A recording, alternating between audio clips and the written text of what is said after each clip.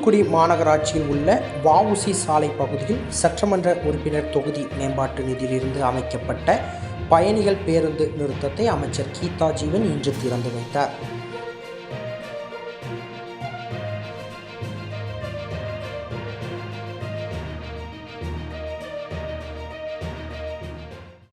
தூத்துக்குடி மாநகராட்சியில் உள்ள முக்கிய சாலைகளில் ஒன்றுதான் வஉசி சாலை. இந்த சாலையில் ஜாமியா பள்ளிவாசல் அருகே இருந்து பேருந்து நிறுத்தம் வரை பழுதடைந்து காணப்பட்டதை தொடர்ந்து தூத்துக்குடி சட்டமன்ற உறுப்பினர் தொகுதி மேம்பாட்டு நிதியிலிருந்து சுமார் 11 லட்சம் ரூபாய் மதிப்பீட்டில் புதிதாக அதிநவீன பேருந்து நிறுத்தம் அமைக்க நிதி ஒதுக்கீடு செய்யப்பட்டு தற்பொழுது புதிய பேருந்து நிறுத்தம் LED டிவி மின் விளக்குகள் உள்ளிட்ட வசதியுடன் அமைக்கப்பட்டுள்ளது. இந்த பேருந்து நிறுத்தத்தை அர்ப்பணிக்கும் நிகழ்ச்சி இன்று நடைபெற்றது. தூத்துக்குடி மாநகராட்சி ஆணையர் தினேஷ்குமார் தலைமையில் நடைபெற்ற இந்த நிகழ்ச்சியில் சமூக நலன் மற்றும் மகளிர் உரிமைத்துறை அமைச்சர் கீதா ஜீவன் கலந்து கொண்டு இந்த பேருந்து நிறுத்தத்தை திறந்து வைத்து பொதுமக்களுக்கு இனிப்புகளை அமைச்சர் வழங்கினார். இந்த நிகழ்ச்சியில் மாநகராட்சி சுகாதார குழு தலைவர் சுரேஷ்குமார், வட்ட பிரதிநிதி மைதீன் உள்ளிட்ட ஏராளமானோர் கலந்து கொண்டனர்.